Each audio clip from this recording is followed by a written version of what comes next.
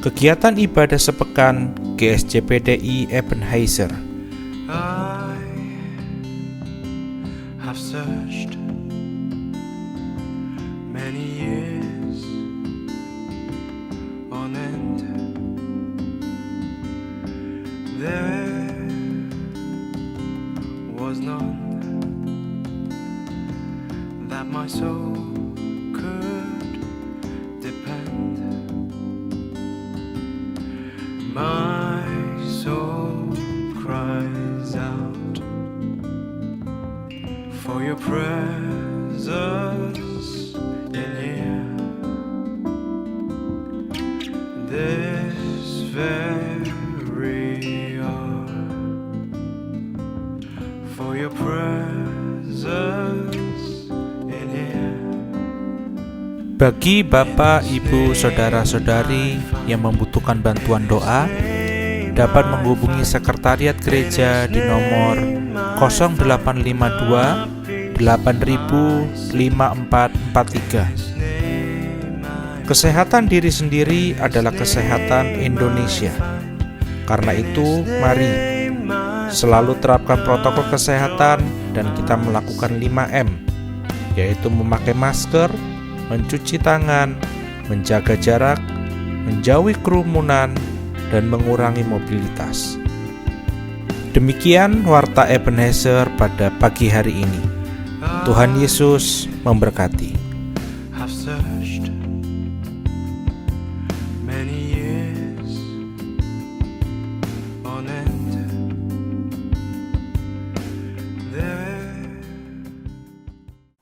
Shalom. Shalom. Shalom. Shalom. Shalom. Shalom. Puji nama Tuhan, kasih Tuhan begitu indah dalam kehidupan kita sampai pada pagi hari ini.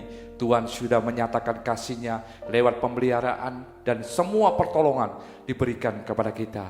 Biarlah selayaknya kita mengucap syukur lewat ibadah dan pelayanan kita untuk memuji, membesarkan Dia. Sebelum kita mulai ibadah ini, tetap kita serahkan dalam tangan Tuhan dan kita akan berdoa bersama-sama. Sekali lagi saya mengundang sidang jemaat yang di rumah, mari kita berdiri, kita serahkan semua. Tuhan menolong dan Tuhan memberkati kita.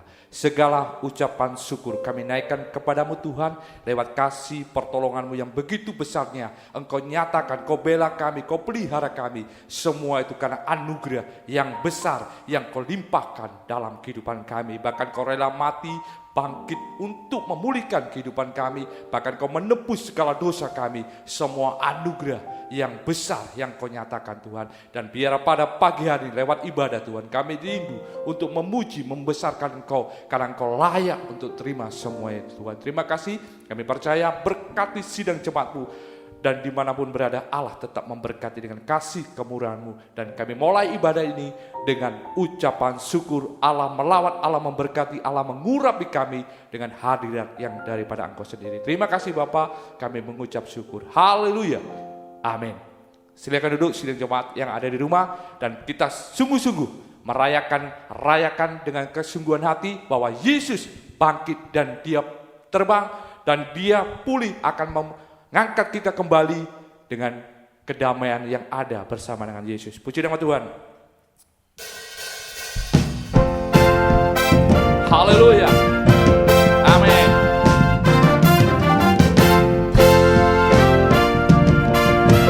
Rayakan Yesus, rayakan. Rayakan Yesus, rayakan. Rayakan Yesus, rayakan. Rayakan. Rayakan Yesus, rayakan. Rayakan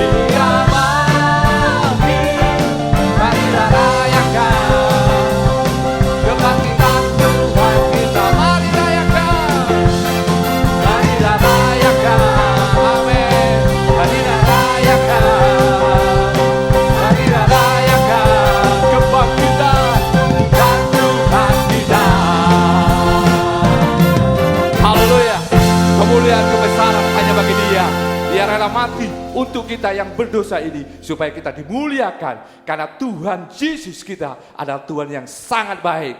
Sidang jemaat yang percaya, yang ada di rumah, mari kita bangkit berdiri sekali lagi. Kita pujikan Dia sungguh baik dengan segenap hati kita.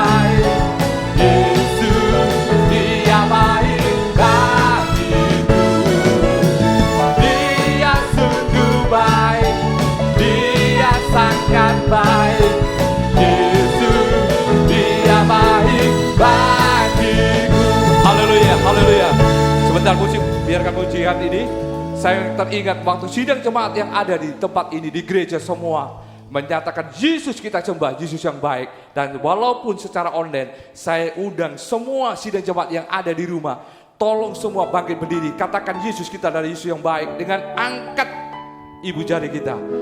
Dia sungguh baik, Dia sangat baik, amin, haleluya. Walaupun kita di rumah, kita pujikan dengan kesungguhan hati, akan terjadi mujizat bahwa Yesus yang terbaik untuk kita semua, amin, haleluya. Dia sungguh baik, Dia sungguh baik, Dia sangat baik, Yesus Dia baik bagi, haleluya. Dia sungguh baik, Dia sangat baik, amin.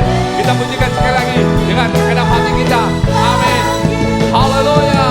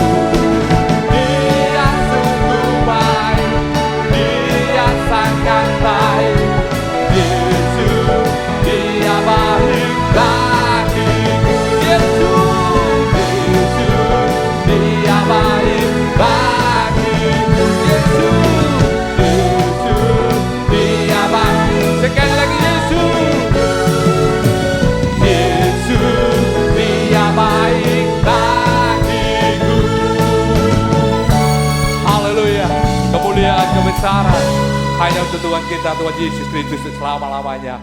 Puji nama Tuhan. Inilah, kalau Roh Kudus ada bersama kita, maka damai sejahtera Allah selalu menyertai kita. Saya percaya sidang jemaat Ebenezer selalu dilimpahkan dengan firman pengajaran yang menguatkan, yang memulihkan, bahkan memberkati kita. Dan tidak ada rasa khawatir satupun di hadapan kita, di hidup kita. Kita pasrahkan semua, segala perkara pun yang ada dalam hidup kita, hanya Tuhan yang mampu menolong kita.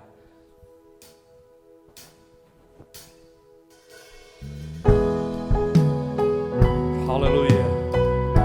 Kita siapkan hati kita untuk kebenaran firman Tuhan, dan firman-Nya menjadi sesuatu segalanya dan jawaban dalam kehidupan kita. Karena yang selalu setia memenuhi keperluanku,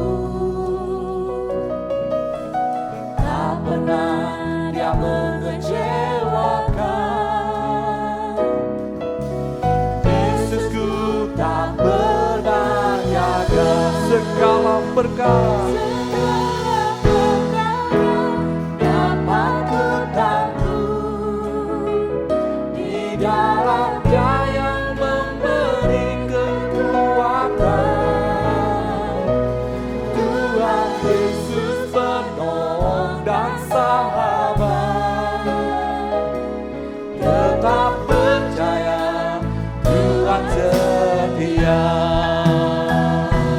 Haleluya. Haleluya. Penolong yang selalu setia memenuhi keperluanku, tak pernah Dia mengecewakan. Yesusku tak pernah gagal. Segala perkara dapat bertangguh di dalam Dia yang memberi kekuatan. Tuhan Yesus penolong dan sahabat. Tetap percaya Tuhan setia segala perkara. Haleluya. Amin. Imani segala pujian ini sebagai doa sidang jemaat Ebenezer, maka semuanya Allah dapat memulihkan, menolong, memberkati kita. Amin. Haleluya. Amin. Tetap percaya Tuhan setia segala perkara, segala perkara dapat bertangguh di dalam Dia yang memberi kekuatan. Tuhan Yesus penolong dan sahabat. Tetap percaya Tuhan setia. Sekali lagi, segala perkara. Haleluya, haleluya. Amin. Dalam Dia yang memberi kekuatan.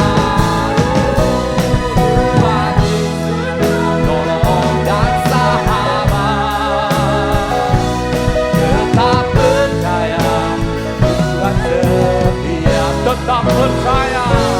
Tetap percaya Tuhan setia. Tetap percaya. Tetap percaya Tuhan setia. Haleluya, haleluya, haleluya. Mari sidang jemaat yang dikasihi Tuhan, saya undang kita bangkit berdiri bersama-sama. Kita satu di dalam doa untuk menyiapkan hati pikiran kita untuk firman Tuhan. Terima kasih Bapa di dalam surga, kembali kami bersyukur kepadamu karena pagi hari ini Engkau memberikan kepada kami kesempatan Tuhan. Engkau sudah memberi kekuatan, kesehatan kami, penyertaan-Mu, perlindungan, pemeliharaanmu Dan pagi hari ini kamu datang kepadamu. Kami boleh mengucap syukur kepadamu Tuhan lewat ibadah yang ada pada kesempatan pagi hari ini. Dan biarlah Engkau sendiri yang akan menolong kami, mengurapi kami Tuhan.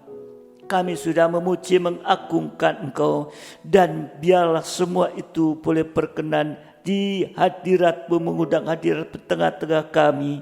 Terima kasih Tuhan, dimanapun sidang jemaat-Mu yang saat ini berada, supaya kami sidang jemaat-Mu boleh merasakan hadirat-Mu Tuhan. Kami datang sekalipun ibadah ini secara online yang Engkau masih izinkan, tapi kami tahu percaya Engkau melihat kesungguhan kami, kerinduan kami Tuhan dalam ibadah pagi hari ini. Terima kasih Tuhan, sekarang kami siap untuk mendengarkan firman-Mu yang kami butuhkan di hari-hari ini, untuk menuntun kami Tuhan, sampai pada tempat tujuan terakhir, kota Yerusalem yang baru Tuhan. Kalau di hari-hari ini Tuhan, banyak hal yang sedang terjadi di tengah-tengah dunia ini Tuhan, baik juga alam juga, Bapa dalam surga. Tapi kami tahu bahwa Engkau akan melindungi setiap kami Tuhan. Terima kasih Bapa, terima kasih.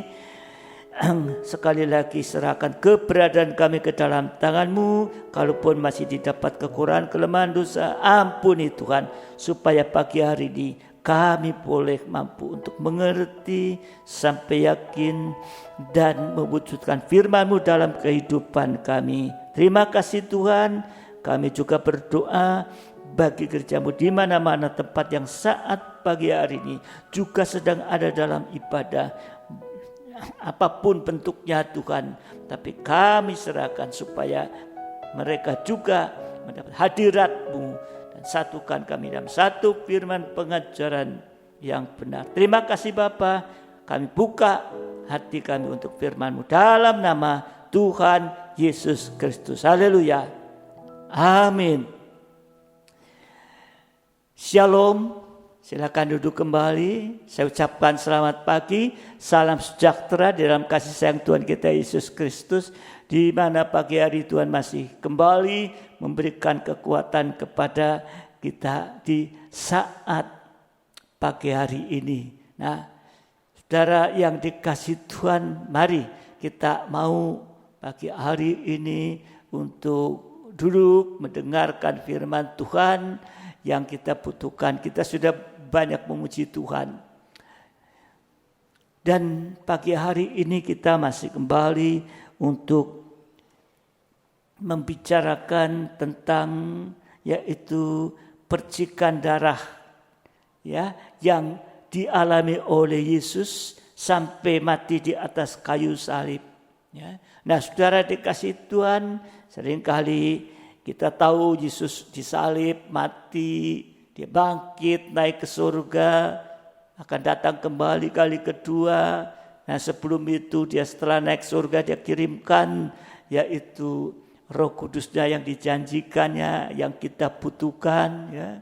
Tapi biarlah saudara, bukan sekedar kita mengerti hal-hal itu, tapi kita akan bisa mengerti lebih dalam ya. Pengertian ini ya, saudara dikasih Tuhan, bahwa ya, Yesus mengalami 7 kali percikan darah atau dikatakan sengsara ya, bersama. Nah, saudara dikasih Tuhan ya, biarlah damai sejahtera Tuhan senantiasa bisa dicurahkan bagi kita semua. Nah, di sini kita melihat bahwa sengsara yang dialami oleh Yesus sampai dia mati di atas kayu salib, untuk yang pertama menyelamatkan kita, menyucikan kita, sampai menyempurnakan manusia berdosa ini, sehingga kalau kita bisa sempurna, kita akan kembali bersama-sama dengan Dia saat Dia datang kembali kali kedua. Inilah yang harus menjadikan fokus kita di hari-hari ini. Jadi bukan hanya mengatakan, oh Yesus Sang Juru Selamat satu-satunya. Tapi dia menyelamatkan, tapi dia menyucikan sampai sempurna supaya kita saatnya nanti bisa kembali bersama dengan dia. Karena apa? Karena manusia berdosa itu memang harus dihukum. Upah dosa itu maut.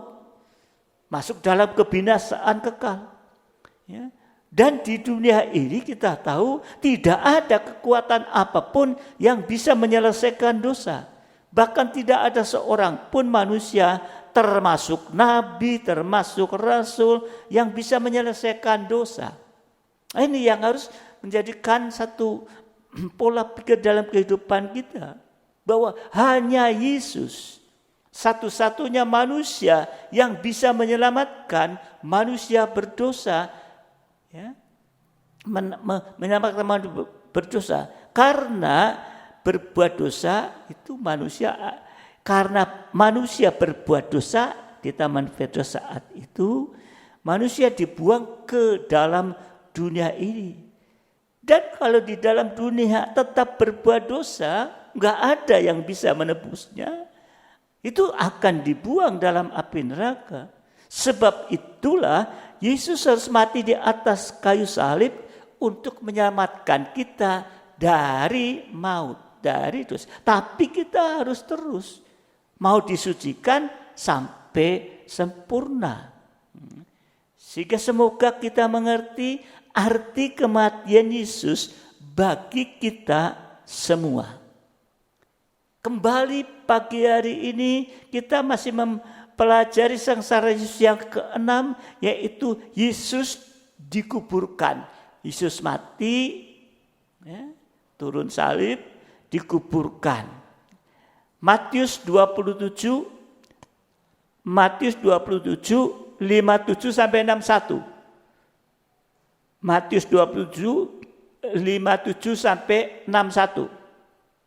Menjelang malam, datanglah seorang kaya, orang Arimatea, yang bernama Yusuf dan yang telah menjadi murid Yesus juga. Ia pergi menghadap Pilatus dan meminta mayat Yesus. Pilatus memerintahkan untuk menyerahkannya kepadanya. Dan Yusuf pun mengambil mayat itu, mayat Yesus, mengapaninya dengan kain lenan yang putih bersih. Lalu membaringkan dalam kuburnya yang baru. Arimatea punya kuburan yang baru, dia kaya bisa bikin kuburan baru. Yang digalinya di dalam bukit batu. Jadi ya, kuburan itu digali di bukit batu. Ya, kalau saya pernah melihat di Tanah Toraja juga orang mati ada di bukit batu, dilobangin itu masukin di situ. Ya, ini saudara dikasih Tuhan, ya, di dalam bukit batu, dan sesudah menggulingkan sebuah batu besar ke pintu kubur itu, pergilah ia. Tetapi Maria Magdalena dan Maria yang lain tinggal di situ, duduk di depan kubur itu. Jadi kalau Yesus dikuburkan, itu adalah bukti bahwa Yesus benar-benar mati. Dia sebagai manusia benar-benar mati. Yesus dikuburkan dalam kuburnya Yusuf Arimatea, Yusuf dari Arimatea. Inilah bukti bahwa Yesus adalah manusia yang paling miskin. Satu-satunya warisan Tuhan itu adalah kayu salib. Satu-satunya. Ini yang harus kita miliki hari-hari ini. Jadi satu-satunya warisan Tuhan itu adalah kayu salib. Dia paling miskin di dalam dunia ini. Satu-satunya warisan Tuhan. Tidak ada bisa mewariskan yang lain. Buat kita. Karena dia paling miskin. Hanya dia bisa mewariskan, yaitu kayu salib. Ini yang harus kita miliki di hari-hari ini. Warisan daripada yaitu kayu salib. Tadi dikatakan Yusuf Arimatea adalah seorang yang pandai, seorang yang kaya. Tetapi dia mau memikul salib Tuhan, artinya memang sengsara bersama Yesus. Kalau Yusuf Arimatea saja mau, dia kaya dan lain sebagainya. Siapa kita yang sering menolak salib ini? Jadi jangan sampai kita menolak salib, karena itu satu-satunya warisan yang diwariskan oleh Yesus kepada kita semua manusia berdosa. Dia manusia paling miskin ini. Nah, saudara dikasihi Tuhan, ya, tadi di dalam ayat 59 dan 60, Yusuf mengambil mayat Yesus lalu mengapatinya dengan kain lenan halus dan putih bersih.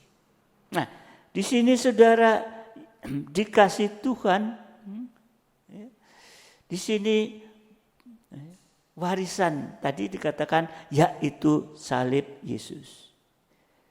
Bukti kalau Yesus itu manusia yang paling miskin, ya, sejak lahir di kandang yang bukan miliknya. Yesus melayani dengan perahu yang juga bukan miliknya sendiri, nggak punya apa-apa. Yesus melayani naik keledai yang juga bukan miliknya sendiri. Yesus mati dikubur, kuburan tersebut bukan miliknya Yesus. Ini menunjukkan bahwa Yesus adalah manusia yang paling miskin. Dia hanya mewariskan, sekali lagi saya katakan, saya ulang sekali lagi, ditekankan, hanya salib. Nah, saudara dikasih Tuhan. Tadi di dalam ayat 59-60, Yusuf mengambil mayat Yesus, mengapani dengan kain lenan yang halus dan putih bersih. Lenan halus dan putih bersih itu bicara tentang, yang pertama bicara tentang perbuatan benar dan suci. Yang kedua perbuatan baik atau perbuatan kebajikan. Perbuatan benar, suci, serta perbuatan kebajikan, kedua-dua itu berasal dari hati yang suci, jelas. Sebab banyak orang bisa berbuat baik, tapi tidak berasal dari hati yang suci. Satu kenyataan, hati manusia sebenarnya merupakan tempat atau dikatakan gudangnya dosa, tempat menyembunyikan dosa yang tidak diketahui oleh orang lain. Berbuat dosa tapi orang lain nggak tahu. Ya kalau kita orang berbuat zina langsung ya ketahuan. Tapi kalau berbuat zina ya, yang memandang dan mengira sudah berbuat zina, nggak ada orang lain tahu. Ya. Jadi saudara dikasih Tuhan, ya. Lalu masalahnya bagaimana caranya supaya hati ini bisa disucikan? Yaitu lewat firman pengajaran lebih tajam dari pedang bermata dua manapun dan dalam kuasa urapan Roh Kudus. Ya. Dalam Ibrani 4 12-13, Ibrani 4, 12-13, sebab firman Allah hidup dan kuat dan lebih tajam dari pedang bermata dua berdua manapun. Ia menusuk amat dalam sampai memisahkan jiwa dan roh, sendi dan sumsum. Ia sanggup membedakan pertimbangan dan pikiran hati kita. Dan tidak ada suatu makhluk pun yang tersembunyi di hadapannya. Sebab segala sesuatu telanjang dan terbuka di depan mata Dia, yang kepadanya kita harus memberikan pertanggungan jawab.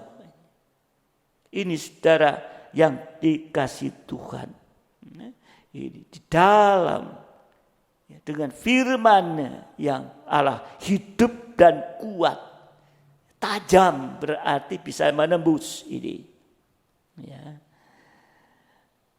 Di sini kita melihat juga dalam Markus 7 ayat 21-22, Markus 7, 21-22, sebab dari hati orang timbul segala pikiran jahat, percabulan, pencurian, pembunuhan, perzinahan, keserakahan, kejahatan, kelicikan, hawa nafsu, iri hati, hujat, kesombongan, dan kebebalan. Terakhir di sini kebebalan. Ini kebebalan itu hati yang kotor, puncaknya dari dosa yang disimpan di dalam hati. Sebab kebebalan ini artinya ya, orang bebal sudah enggak bisa dinasihati lagi. Ya, ada 12 perkara tadi di atas. Kalau hati disucikan dari 12 perkara di atas, baru bisa menghasilkan perbuatan benar, suci, dan perbuatan kebajikan. Meja hati yang penuh dengan 12 hal ini, 12 perkara ini disucikan, di mana nanti diisi dengan 12 roti. Ya. Di dalam meja roti sajian, meja hati kita diisi dengan yaitu 12 roti ini. Ya. Jadi saudara dikasih Tuhan, ya, semua ini tergantung kepada kita. Ya, semua ini tergantung kepada kita masing-masing. Perbuatan kebajikan. 2 Korintus 8 ayat 1-5. Saudara-saudara, kami hendak memberitahukan kepada kamu tentang kasih karunia yang dianugerahkan kepada jemaat-jemaat di Makedonia. Selagi dicobai dengan berat dalam berbagai penderitaan, ya, dicobai dengan berat dalam berbagai penderitaan, sukacita mereka meluap, dan meskipun mereka sangat miskin, namun mereka kaya dalam kemurahan. Aku bersaksi bahwa mereka telah memberikan menurut kemampuan mereka, bahkan melampaui kemampuan mereka. Dengan kerelaan sendiri mereka meminta dan mendesak kepada kami, supaya mereka juga beroleh kasih karunia untuk mengambil bagian dalam pelayanan kepada orang-orang kudus. Mereka memberikan lebih banyak daripada yang kami harapkan. Mereka memberikan diri mereka pertama-tama kepada Allah, kemudian oleh karena kehendak Allah juga kepada kami. Saudara dikasihi Tuhan, mengambil bagian dalam pelayanan kepada orang-orang kudus sama dengan pelayanan pembangunan tubuh Kristus. Jadi perbuatan kebajikan di sini ada memberi untuk pelayanan pembangunan tubuh Kristus, atau berkorban untuk pelayanan pembangunan tubuh Kristus. Mulai dengan memberi waktu, dengan memberi waktu di sini, memberi tenaga, memberi keuangan, sampai bisa memberikan seluruh hidup kita kepada Tuhan. Itu seperti sidang jemaat Makedonia, memberikan seluruh hidup kita. Tadi ayat 2, memberi untuk pembangunan tubuh Kristus. Jadi memberi untuk pembangunan tubuh Kristus tidak tergantung pada kaya atau miskin, tapi bergantung kepada hati yang suci. Kalau hati disucikan, Tuhan akan buka jalan supaya kita bisa dipakai dalam pembangunan tubuh Kristus, termasuk berkorban tadi. Ini saudara yang dikasih Tuhan, ini yang sungguh-sungguh perlu diperhatikan dalam kehidupan kita ini. Ya. Perbuatan benar dan suci itu sama dengan perbuatan yang sesuai dengan firman pengajaran yang benar. Waktu Yesus disalib, dia ditinggal seorang diri. Tapi itulah perbuatan benar dan suci dari Tuhan. Sebab dia mengorbankan hidupnya untuk kita semua.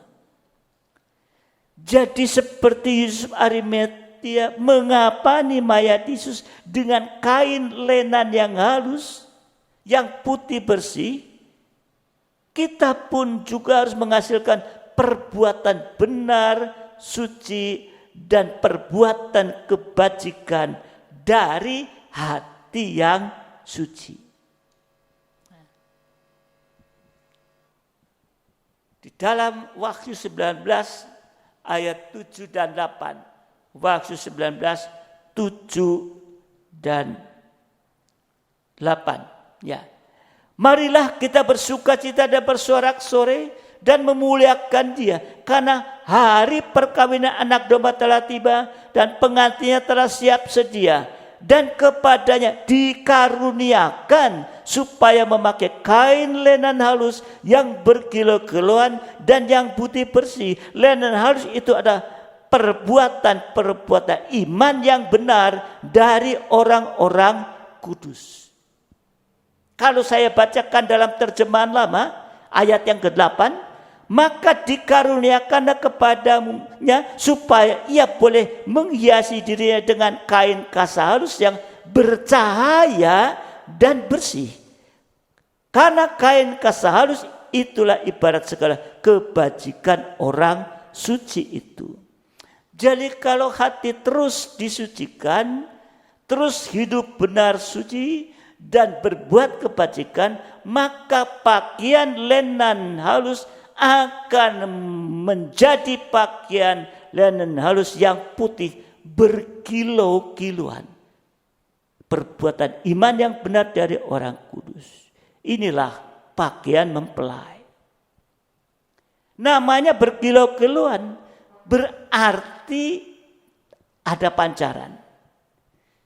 Berkilau-kilauan sama memancar dari dalam hati yang suci, terpancar. Itu berkilau-kilauan.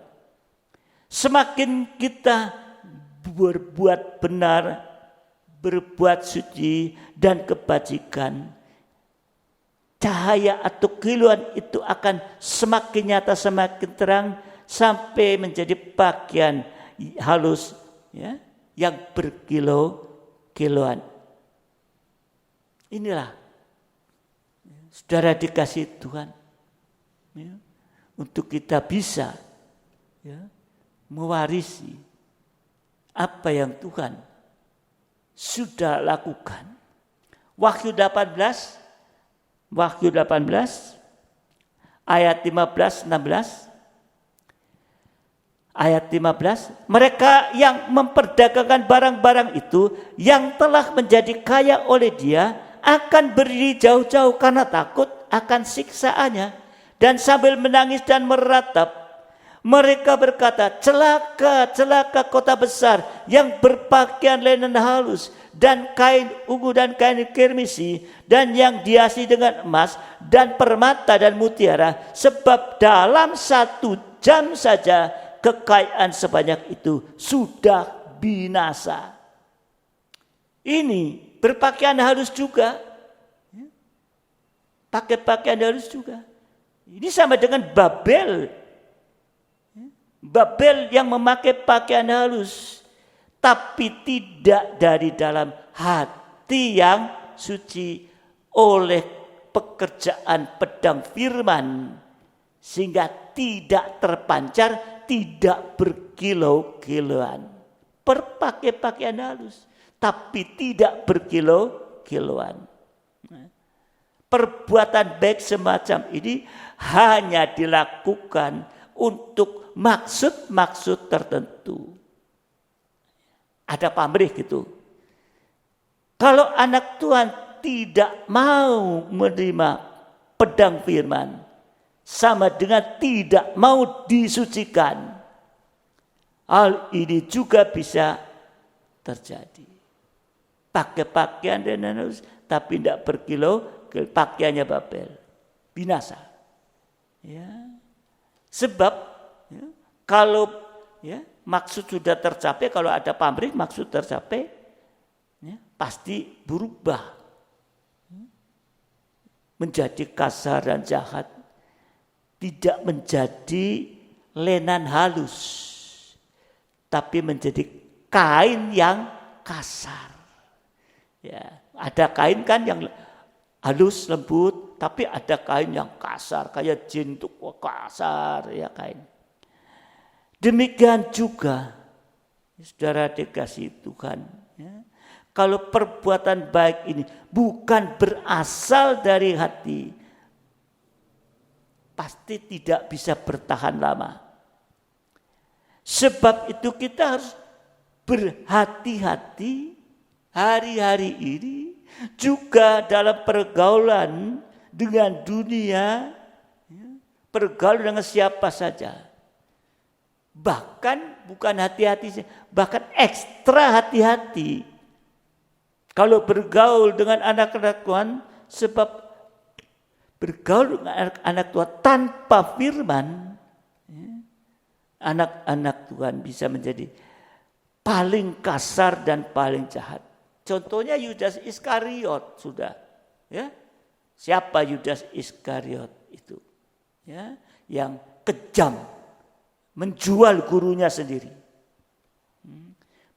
Pagi ini, biarlah kita mohon pada Tuhan supaya pedang firman menusuk hati kita. Setelah itu barulah kita bisa mengapani mayat Yesus. Ini merupakan perbuatan terakhir. Setelah itu tidak ada lagi yang bisa dilakukan. Yesus segera datang kembali. Jadi praktek sehari-hari pakaian dan halus yang berkilau-kilauan atau merupakan perhiasan rohani. Ya. 1 Petrus 3 ya, ayat 3 dan 4. 1 Petrus 3 ayat 3 dan 4. Perhiasanmu janganlah secara lahiriah, yaitu dengan mengepang-epang rambut, memakai perhiasan emas atau dengan mengenakan pakaian yang indah-indah. Tetapi perhiasanmu ialah manusia batinia yang tersembunyi dengan perhiasan yang tidak binasa, yang berasal dari roh yang lemah lembut dan tentram, yang sangat berharga di mata Allah. Sebab demikianlah cara perempuan kudus dahulu berdandan, yaitu perempuan yang menaruh pengharapannya kepada Allah, maka tunduk kepada suaminya. Nah, ini manusia batinnya itu perbuatan dari dalam hati, ya, batin, ya, perbuatan dari dalam hati. Apa tadi? Yang pertama, lemah lembut, ya, lemah lembut, ya, yang tidak binasa berasal dari roh yang lemah lembut. Lemah lembut itu adalah yang pertama kemampuan untuk menerima firman pengajaran yang keras. Kelemah lembutan ini diukur saat kita mendengarkan firman Tuhan. Kalau tidak bisa menerima firman, artinya masih ada yang disembunyikan, yang dipertahankan. Ya, dosa ya tersembunyi yang dipertahankan. Pengertian lemah lembut yang kedua, tidak kasar. Ya jelas lemah lembut tidak kasar dalam perkataan dan perbuatan, sampai tidak menyinggung perasaan orang lain, juga tidak mudah tersinggung. Ya. Yang lemah lembut, pengertian ketiga, kemampuan untuk mengampuni dosa orang lain dan melupakannya. Ini, ya, ini manusia batinnya, perbuatan dari dalam hati. Pertama, lemah lembut. Yang kedua tadi, pendiam atau tenteram. Pengertiannya yang pertama, pendiam atau tenteram, tidak banyak komentar dalam arti yang negatif. Komentar yang negatif. Ya, pendiam atau tenteram yang pengertian kedua, yaitu pendiam, banyak memeriksa diri dan mau dinasihati lewat ketajaman firman atau lewat sesama anak Tuhan. Ada ayatnya, nasihati satu dengan yang lain. Jadi bukan diam, ya, tapi pendiam, banyak memeriksa diri. Dan pengertian pendiam yang ketiga, ada kemampuan untuk mengaku dosa. Kalau diampuni, tidak berbuat dosa lagi.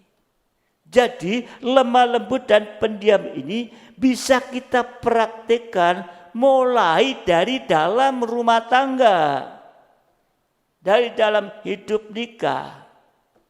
Kalau kita memiliki lemah lembut dan pendiam atau tentram, maka semua dosa diselesaikan oleh darah Yesus sampai tidak ada noda lagi. Sehingga dosa tidak bisa mengotori pakaian kita yang putih, lenan halus, bahkan berkilau-kilauan, dan hati kita tentunya merasa damai sejahtera. Ada perhentian di tengah-tengah dunia, padang gurun dunia yang tandus, dan juga banyak binatang buas. Kalau sudah ada perhentian, semua akan Tuhan jadikan enak dan ringan. Enak dan ringan. Ini saudara dikasih Tuhan. Ya. Untuk itu pertahankan lemah lembut dan pendiam. Ya. Di dalam nikah, dalam rumah tangga. Ya. Ini mulai. Ya. Ada lemah lembut dan pendiam. Yang ketiga yaitu perbuatan dari dalam hati. Yang ketiga, penurut. Ya. Ya. Penurut itu taat dengar-dengaran. Penurut sama dengan taat dengar-dengaran. Yaitu mulai dalam nikah. Mulai dari istri. Kenapa mulai dari istri? Ya, dituliskan juga di ayat mulai dari istri. Ya, istri tunduk, suami mengasihi dan selanjutnya. Ya. Saudara yang dikasihi Tuhan, ya, mulai dari istri. Sebab yang bersalah pertama kali adalah Hawa. Ya. Nah, saudara, penurut taat dengar-dengaran mulai dari istri. Istri tunduk pada suami dalam segala sesuatu. Atau sama dengan tidak mengajar, tidak memberitahu suami, artinya tidak menjadi kepala. Karena itu kalau ada masalah dalam nikah, istri dulu yang harus memeriksa diri. Kalau wanita menjadi kepala, maka dalam rumah tangga itu tidak ada Yesus. Ya. Karena kalau kepalanya istri yang menjadi kepala dalam rumah tangga, ular. Itu terjadi di Taman Firdaus ini. Dan istri selain tunduk juga menghormati suami.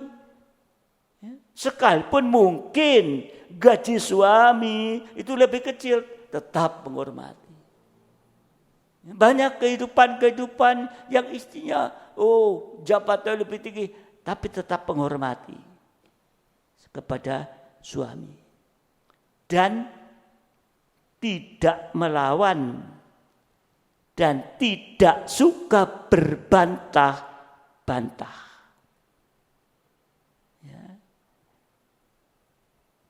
Sekarang suami, ya jangan istri aja diprotes tadi saya. Sekarang suami, ya, suami harus mengasihi istri seperti diri sendiri. Artinya suami harus menjadi kepala dari istri, kepala dari anak-anak, kepala dari tubuh dan anggota tubuh, anak-anak anggota tubuh. Ini sama dengan suami bertanggung jawab mengenai aliran secara rohani, demikian juga secara jasmani. Dan suami, ya, itu mengambil keputusan. Suami mengambil keputusan. Istri boleh memberikan saran, keputusan ada pada kepala. Dan suami harus bijaksana. Bijaksana artinya tahu batas. Kalau suami tidak tahu batas dan memaksakan kehendak, banyak rumah tangga yang hancur. Ya, ini perhatikan dalam hidup nikah ini. Sangat sensitif, saudara dikasih Tuhan. Jangan sampai hidup nikah itu goncang oleh karena ini. Sekarang anggota tubuh anak-anak harus taat dengar pada orang tua, sehingga bisa meringankan beban orang tua. Orang tua itu sudah berat dengan tugas-tugas pekerjaan. Ya, sebab itu jangan sampai anak malah menjadi beban bagi orang tua. Tapi seharusnya justru meringankan beban orang tua. Kehidupan yang taat dengar-dengaran itu sama dengan menyerah pada Tuhan. Sehingga Tuhan akan mengulurkan tangan kasih-Nya, sehingga kita benar-benar hidup dalam tangan Tuhan. Ya, jadi kalau ya kita taat dengar-dengaran, menyerah kepada Tuhan, Tuhan pasti mengulurkan tangan kasih-Nya. Amin. Sehingga kita benar-benar dalam tangan Tuhan. Kalau kita berada dalam tangan Tuhan, hasilnya yang pertama, Ulangan 28. Ulangan 28. Ayat 1 dan 8. Ya. Ulangan 28. Ayat 1 dan 8. Jika engkau baik-baik mendengarkan suara Allahmu dan melakukan dengan setia segala perintahnya yang kusampaikan kepadamu kapan? Pada hari ini, maka Tuhan Allahmu akan mengangkat engkau di atas segala bangsa di bumi.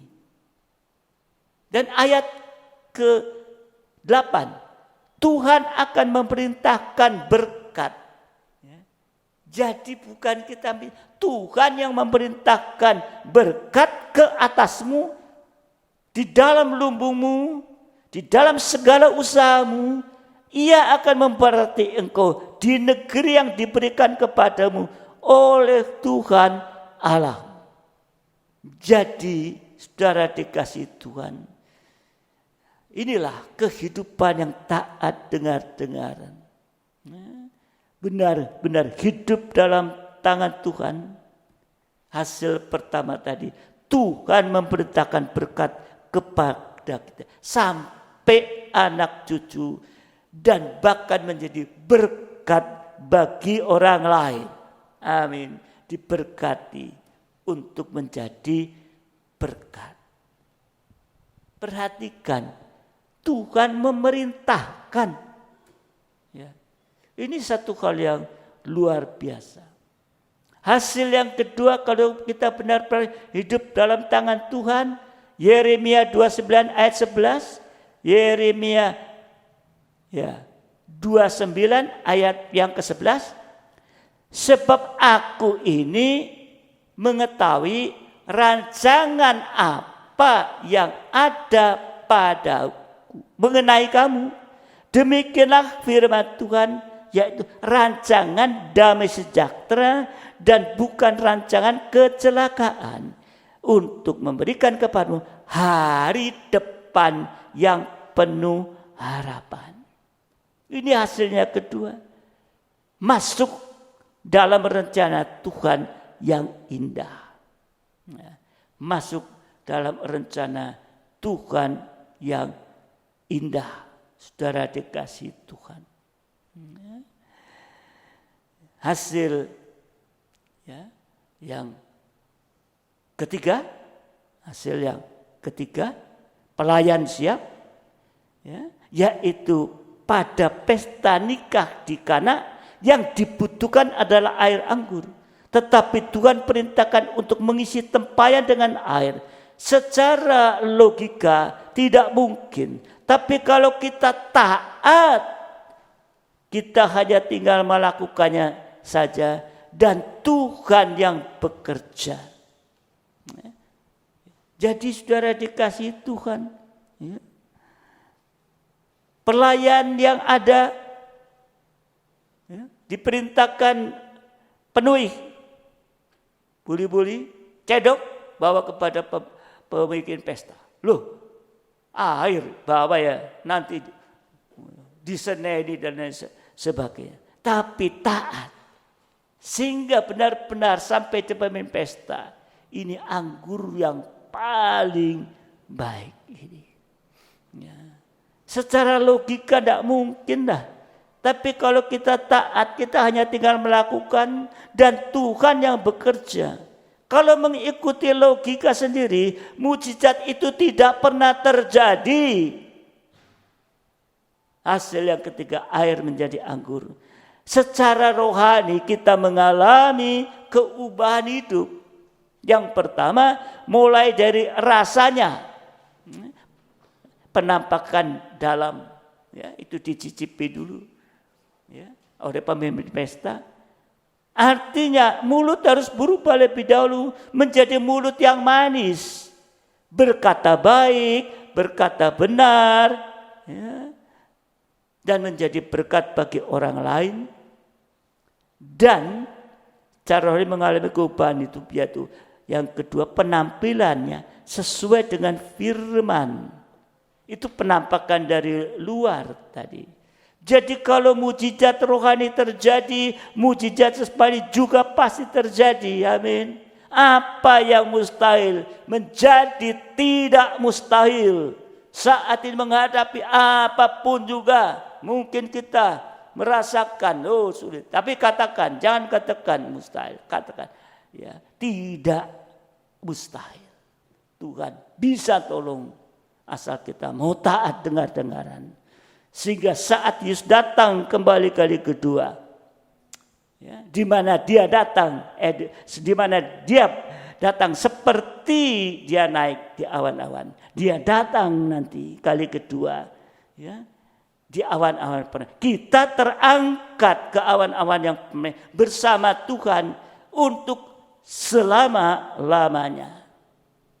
Atau kita sama dengan minum air anggur yang paling manis. Tidak ada setetes pun air mata. Dalam pesta kawin, air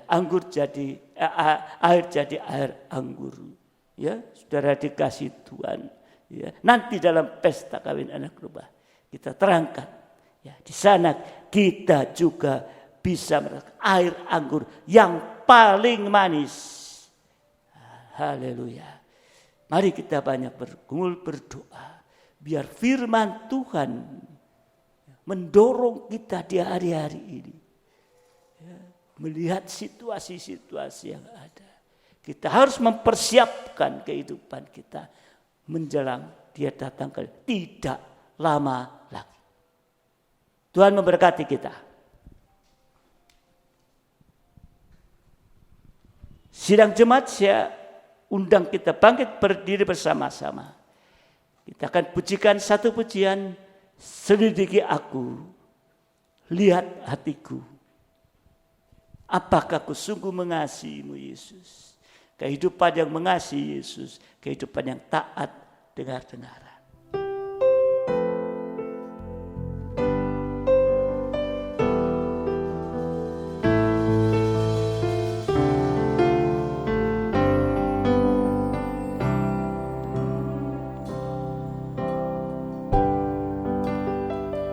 Selidiki aku, lihat hatiku, apakah ku sungguh mengasihimu Yesus, Kau yang Maha Tahu dan menilai hidupku, tak ada yang tersembunyi bagimu. Selidiki aku, Ya, lihat hatiku, apakah kau sungguh mengasihimu mari lihat. Yesus, Kau yang Maha Amin. Tahu Ya, dan menilai hidupku, tak ada yang tersembunyi bagimu. telah kulihat kebaikan. Aku lihat kebaikan-Mu yang tak pernah habis di hidupku. Ku berjuang sampai akhirnya, Kau dapati aku tetap setia. Selidiki. Ini menjadikan korban kita supaya Tuhan menyelidiki hati kita yang paling dalam. Apakah kita sudah taat juga mengasihi Yesus yang sudah mati di atas kayu salib pada kita. Haleluya Yesus. Haleluya Yesus. Haleluya Yesus.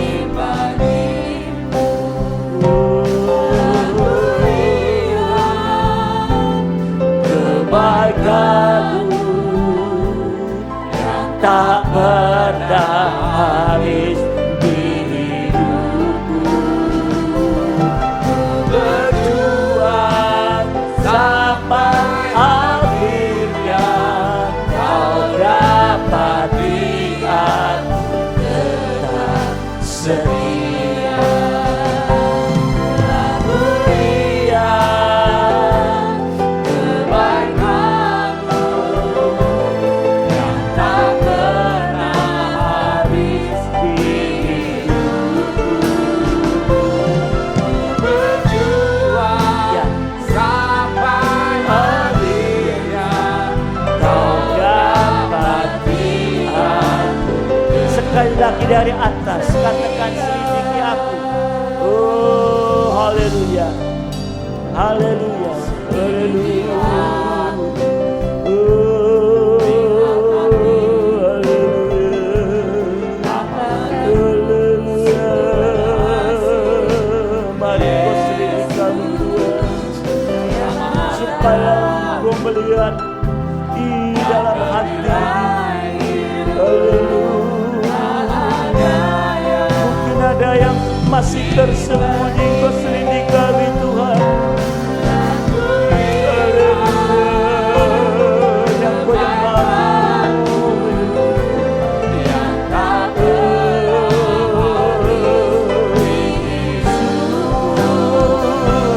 Tuhan buat kebaikan bagi kami, perhatian bagi kami.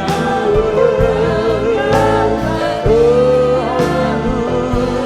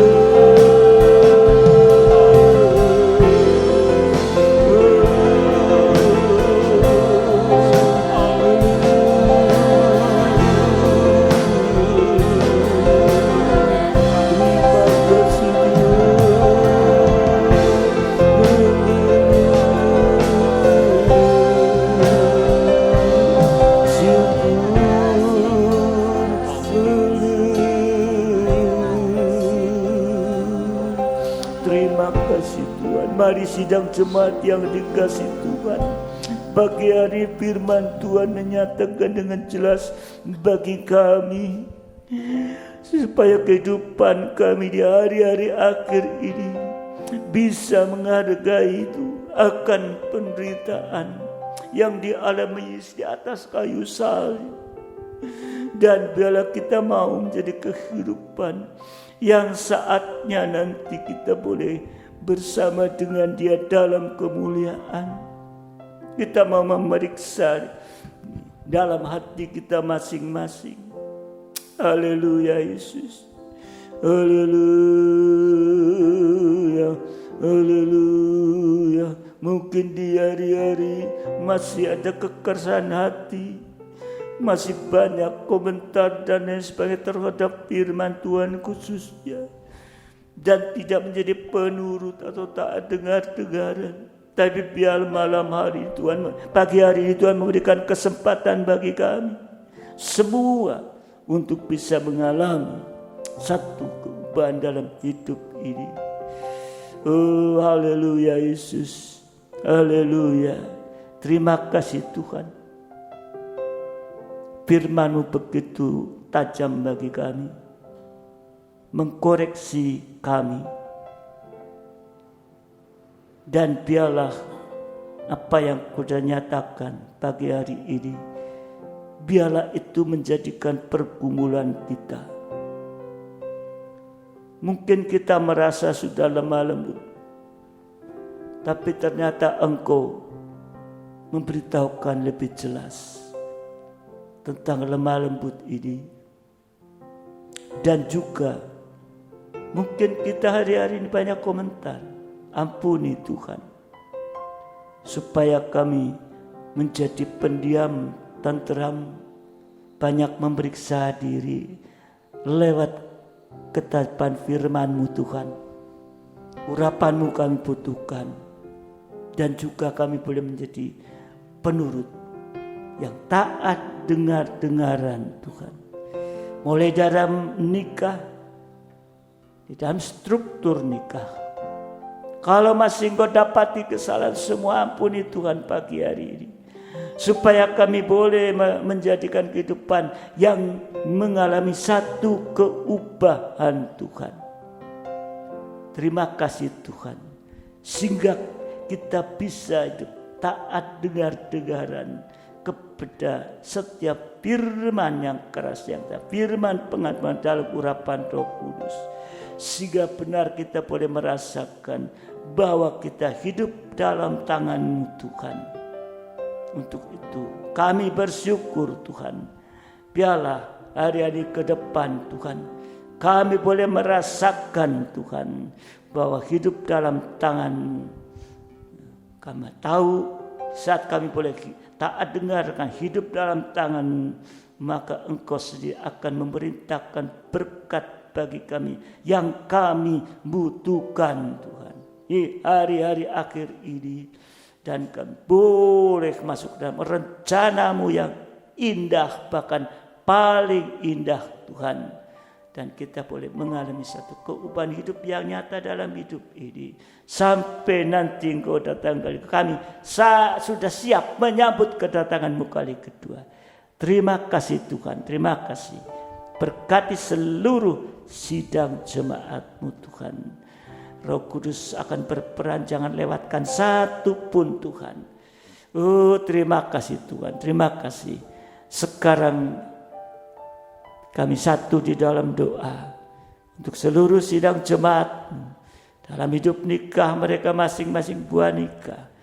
Di dalam kesehatan Tuhan, biar Engkau memelihara Tuhan dalam kehidupan ini. Yang sakit dalam tubuh jasmani Tuhan, Engkau tolong Tuhan. Angkat kuasa yang menyebabkan sakit penyakit itu Tuhan. Dalam nama Tuhan Yesus, pulihkan Tuhan.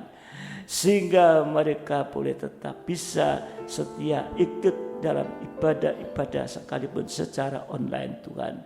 Berikan kepada sidang jemaat pengertian selama ibadah masih online ini Tuhan, bahwa kami semua sedang juga diuji oleh Engkau. Bagaimana hati ini yang benar-benar mau ibadah dengan benar di hadapan-Mu Tuhan.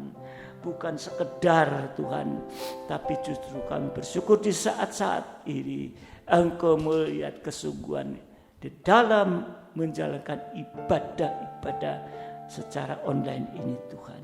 Terima kasih Bapa, terima kasih. Kami juga berdoa untuk sidang jemaat yang ada masalah, baik apapun juga yang dialami, baik itu pekerjaan, masalah-masalah yang lain, kami serahkan semua ke dalam tangan-Mu Tuhan. Biar seperti firman-Mu Tuhan, kami bisa mau untuk taat dengar-dengaran, maka Engkau sendiri akan memerintahkan berkat sesuai kehendak-Mu. Demikian juga masa depan ada di dalam tangan-Mu Tuhan. Terima kasih Tuhan. Anak-anak baik sekolah minggu yang masih ada pembelajaran secara online juga Engkau tolong supaya anak-anak bisa mengikutinya. Demikian juga anak-anak bisa mengikuti ya sekolah minggu Tuhan. Orang tua yang akan membimbingnya, menuntunnya, mendorong untuk anak-anak ini bisa ikut dalam sekolah minggu. Demikian juga remaja dan youth juga Tuhan Engkau tolong supaya mereka jangan lepas daripada Engkau Tuhan, tapi mereka tetap bisa mengikuti ibadah-ibadah yang ada Tuhan. Terima kasih Bapa, terima kasih. Kami juga serahkan pelayan-pelayan-Mu semua ke dalam tangan-Mu supaya mereka tetap bisa dengan semangat dan berkobar-kobar di dalam melayani Engkau. Dimanapun dan kapanpun terjadwal, Engkau akan tolong Tuhan. Beri kekuatan kesehatan. Terima kasih Tuhan, terima kasih. Kami berdoa untuk sidang jemaat-Mu yang sudah Engkau berkati dan mereka bisa memberikan persembahan syukur Tuhan untuk pekerjaan-Mu dan juga untuk diakonnya. Mereka sudah menyisihkan untuk yang membutuhkan Tuhan. Terima kasih lewat berkat-berkat-Mu. Dan juga yang sudah mengembalikan perpuluhan membuktikan kalau mereka sudah diberkati oleh Engkau Tuhan. Oh terima kasih Bapa, terima kasih Tuhan, terima kasih. Kami bersyukur kepadamu pada pagi hari ini Engkau sudah lawat kami Tuhan. Bagi pelayan-Mu pagi hari ini Engkau berkati, beri kekuatan kesehatan juga dan juga damai sejahtera dan kasih karunia yang selalu dilimpahkan bagi kita semua. Terima kasih Tuhan. Berdoa untuk situasi-situasi yang ada saat-saat ini Tuhan. Baik masa pandemi Engkau juga akan tolong. Dan juga masalah-masalah yang lain. Alam yang tidak menentu Engkau juga akan menolong. Dan biarlah kami terlindungi semua Tuhan. Dipelihara oleh Engkau. Terima kasih Tuhan. Sekarang sidang jemaat yang dikasih Tuhan, terimalah berkat nikmat anugerah daripada Allah Bapa, cinta kasih dari Tuhan kita Yesus Kristus, serta persekutuan dalam Roh Kudus menyertai kita saat ini sampai selama-lamanya. Dalam berkat nama Tuhan Yesus Kristus, mempelai pria surga yang mengasihi, yang percaya bersama saya katakan amin. Selamat pagi, Tuhan memberkati sampai ibadah yang akan datang. Haleluya.